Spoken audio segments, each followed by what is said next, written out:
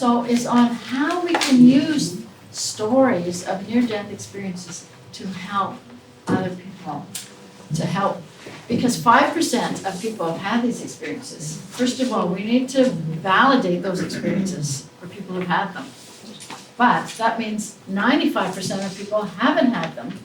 And how can we use the stories of near-death experiences to help the 95%? And we can be helping our friends, our relatives, patients. You don't need to be a psychiatrist to be helping people with stories of near-death experiences. And if you read these stories or watch that video, you can use those stories to help people who know nothing about the spiritual realm or know nothing about near-death experiences. So that's what the next part of my talk is about. It's actually another talk, a shorter one than the last one, but that's what I want to talk about. But I do know that we're shorter of time, so if someone has to go or leave, then I'm fine with that. So this is a bit of a review that, for people that, because sometimes I've done this on a different day. How can we apply these stories? Well, first of all, it's people who've had near-death experiences often feel put down that they weren't understood. So we need to use those stories with those people who've had experiences. But we can also apply it to people who are afraid of dying, to people who are terminally ill and are dying, and people who are suicidal, to tell them that their life has a purpose. From what we know of people who've come as close as you can get to dying and still come back and talk about it, that they say our lives have a purpose, and that we're not saving ourselves pain and trouble by exiting this life early. And also, I've used these stories with people who've had spiritual dilemmas, or people who feel like their life has no meaning, and people who are grieving. So we can use these stories in a lot of ways. Now, when we need to validate near-death experiences, because people they keep these events private because they've been powerful experiences, but they don't want them to be trivialized. Oh, well, it was just sepsis, it's just infection, it's just hypoxia, because then they say, well, I'm not going to talk about it. But just acknowledging the event is very helpful for people. I gave this similar talk a couple of months ago, and there was a woman that came up to me at the end of the conference and said, I wasn't registered. I was in one of the booths selling a product over in the hallway, but I heard your talk. And she said, I wasn't scorned by my doctor. My experience was put down by my mother. And that was 32 years ago, and I've never mentioned it to anybody until now. She said, but when I heard that what you said, it validated what I had experienced. She gave me a hug and said that she'd kept it secret for all those years. So that's an example of how we can be helpful to people in places we don't even expect it. I mean, she certainly wasn't a patient of mine,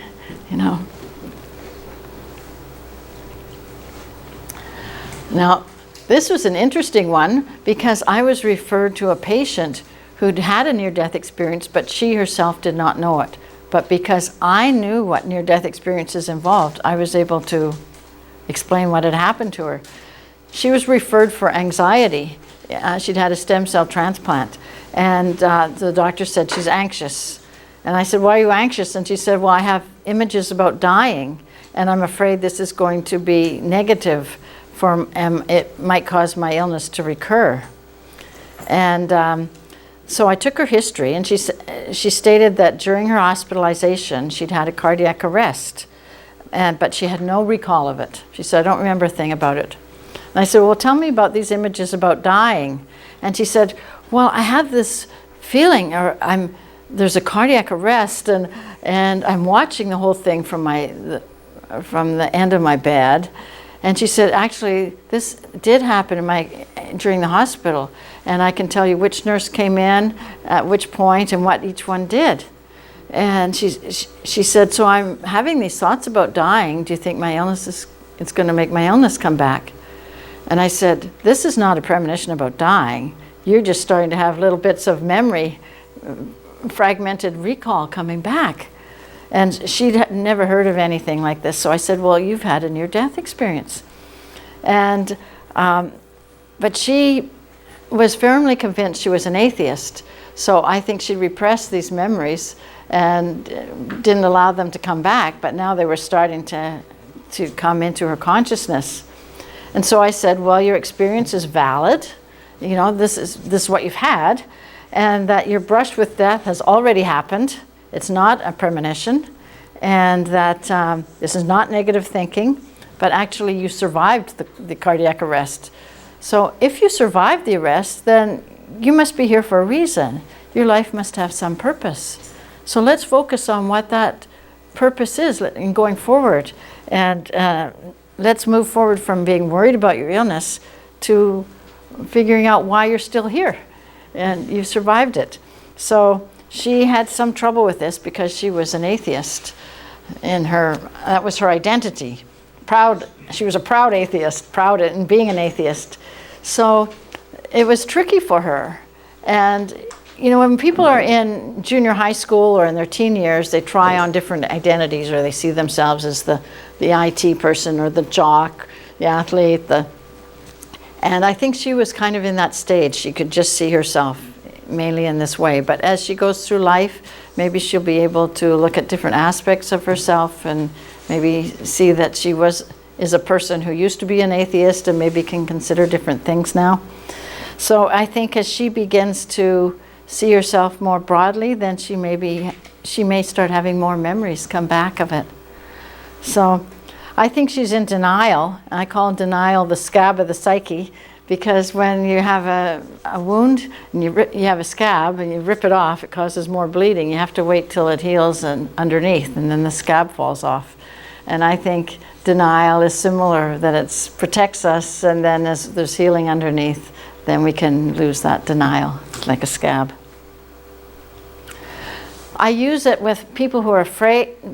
I talk about near-death experiences to people who are afraid of dying, and I say to them, well, have you ever heard of people who've had near-death experiences, who've had cardiac arrests?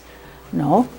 And I say, well, what we know from people who've had cardiac arrests, you come as close as you can get to dying and still come back and talk about it, is that the actual moment of dying is peaceful to the person, no matter what it looks like to others looking on.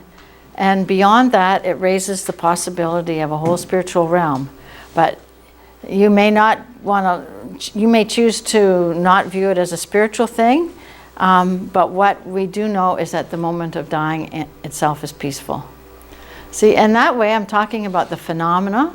I'm saying it's peaceful at the time.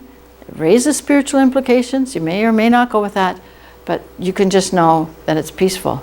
So if you have someone who doesn't want to look at spiritual aspects, that's okay. We just, we know the moment of dying is peaceful. And I emphasize the contrast between what it looks like on the outside to what it's experienced on the inside.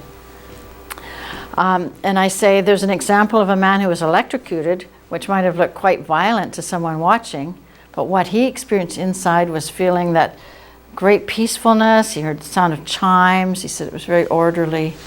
He's in the video that I mentioned, Life After Life, that video.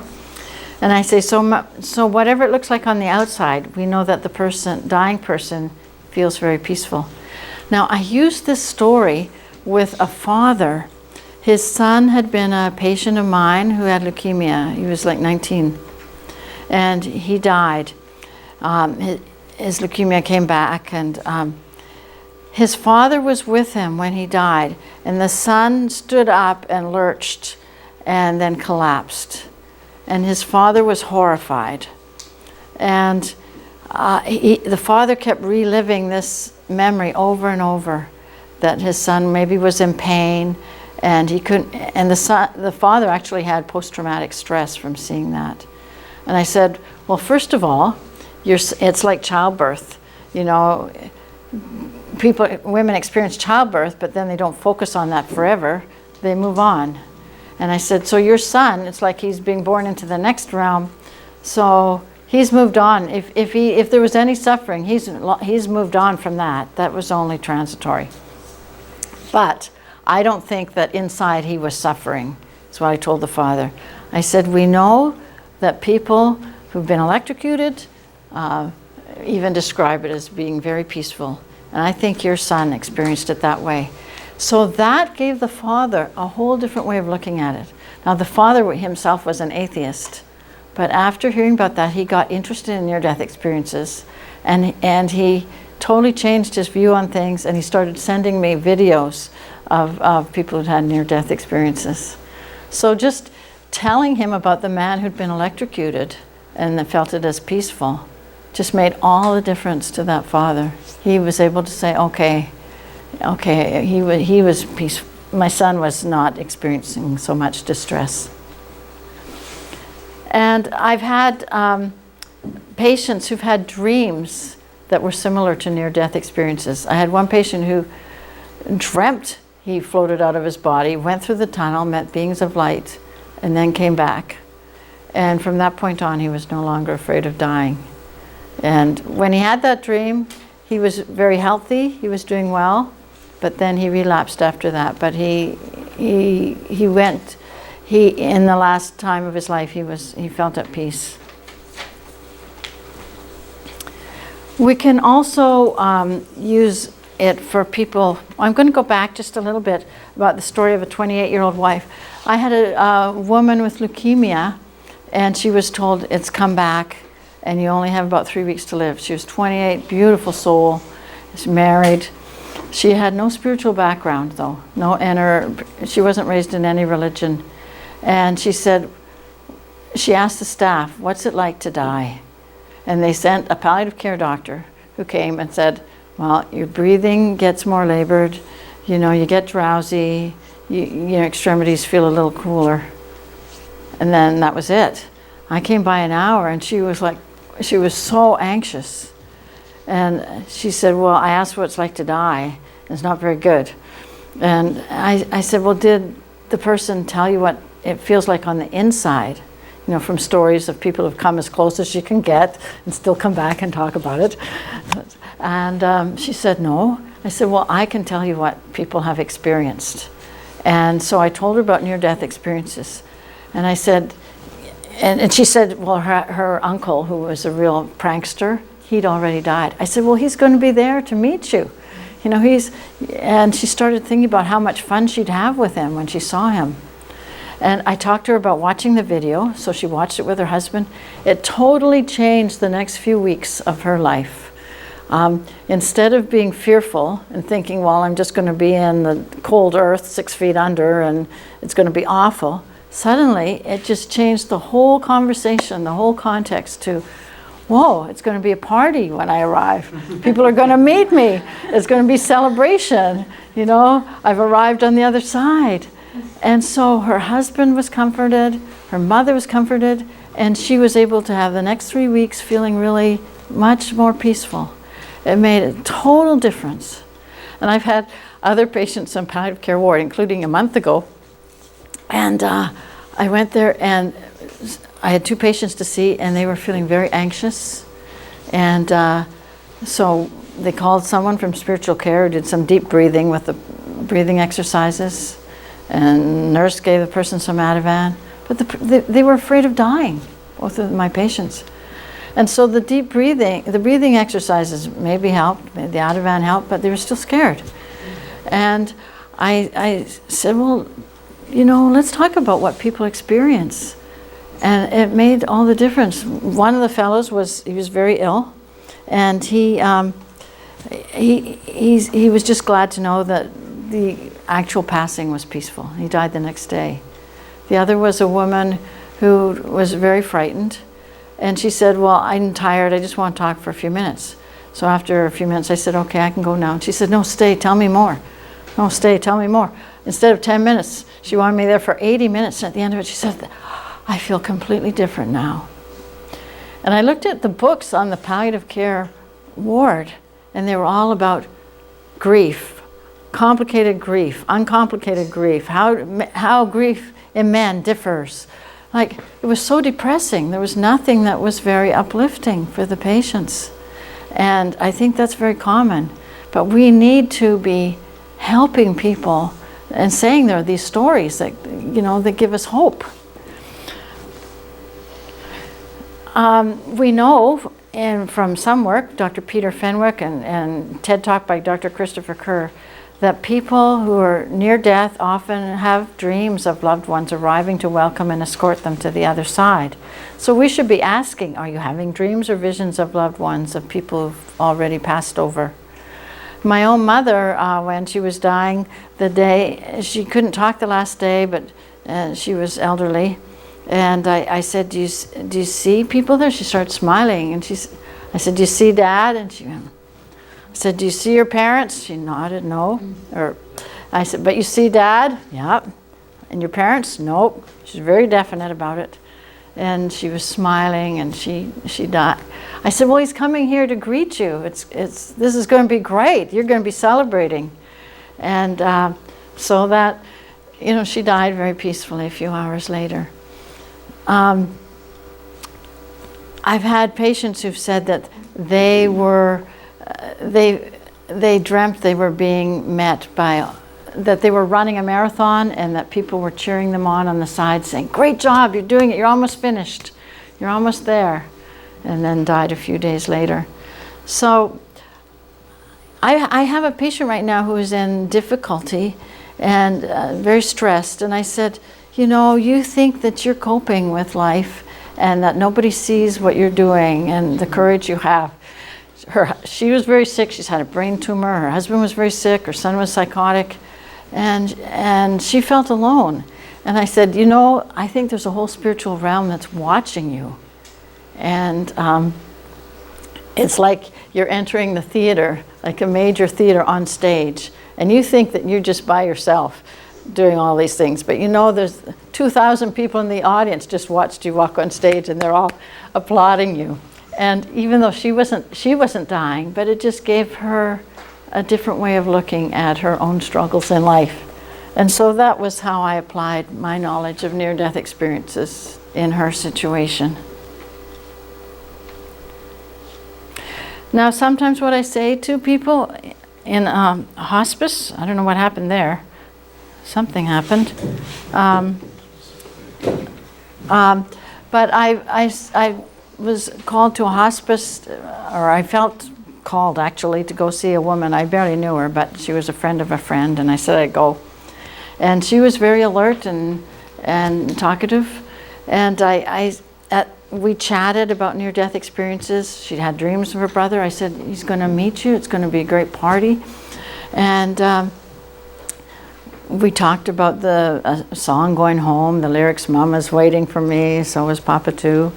And I said, well, you're looking pretty great, and why don't I come see you in a week, in Saturday? And I said, but if for some reason you go before then, I hope you greet me when I get to the other side. And if you never know, I might go before you, and so I'll greet you if I'm there first. But otherwise, I think we'll probably get together next Saturday. Well, she said, yeah, that'd be great. And so I left, and she went to sleep 10 minutes later, and her husband told me that she never woke up. She died a few hours later in her sleep. And that was the last conversation she had.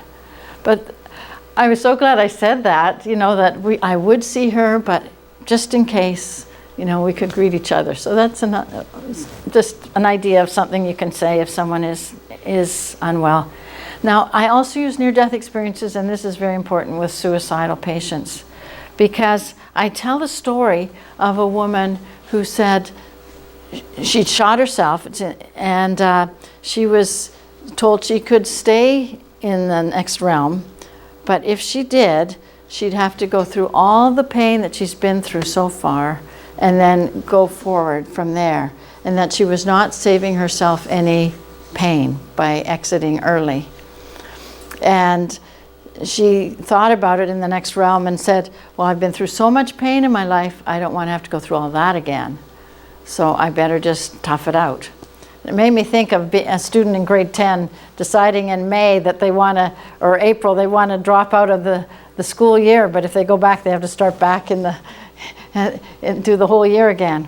So I told a patient of mine who was having suicidal thoughts about the story.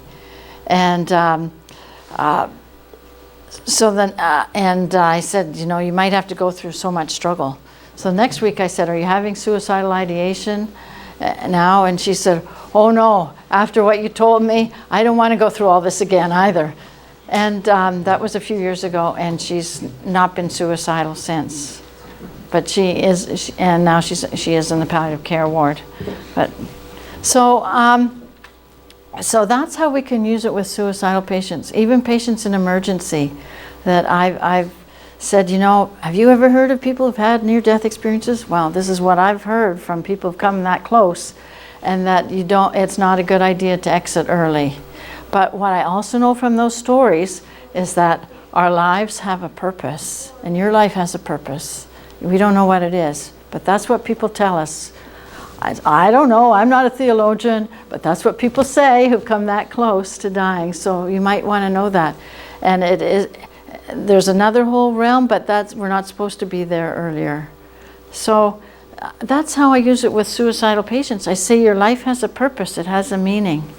But when people are hopeless, I say it might feel as if it's hopeless, even though the reality is that it's not hopeless. Otherwise, if you say it's not hopeless and they say, oh, my life's hopeless, they just say, you don't understand. Yeah, they say it's hopeless, I say it's not, yes it is, no it's not. But you agree with them. It feels as if it's hopeless, even though the reality is not. That's a very important thing to say.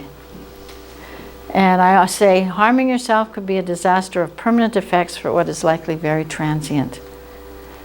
But if you're unsure, send the person to the emergency.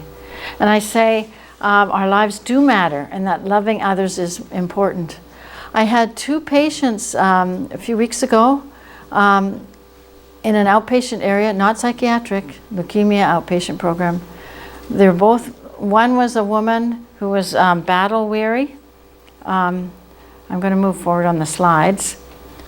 Battle weary, she'd had a lot of, she was sick of being sick, but she had a 7-year-old, a 5-year-old. And the other one was a young fellow who had a 6-year-old daughter who was separated. And I said to each of them, you know, I used to have a group of women, and one of them was a mother with 3 small children, and she said, every day that I can live a day longer is a day that my children have another day my children have a mother. And so I told those 2 patients this, and I said, especially this fellow, I said, you know, you've got to be a hero to your daughter, and you've got to be there. He said, if I'm told my illness is terminal, I'm going to kill myself. And I couldn't see him. I had to talk to him on the phone. I said, this is so important. You've got to live for Michaela. You've got, you know, you're a hero to her. You've got to be a hero. Leave a legacy of being a hero. And every additional day that you can keep going is a day that you can be with her, and you never know, another drug might come along, because these things do happen. And he didn't commit suicide. He has since died, but Michaela, his daughter, took the time off from school. And she was with him. They took a few days of vacation from illness, and where they went to the park and did some fun things, and he died. But I said to him, one of the last things I said was, Michaela knows you're a hero. So, and I've got one story, I don't know if we have any time left, but that we can use it for people who have no sense of purpose. And there was an 80-year-old woman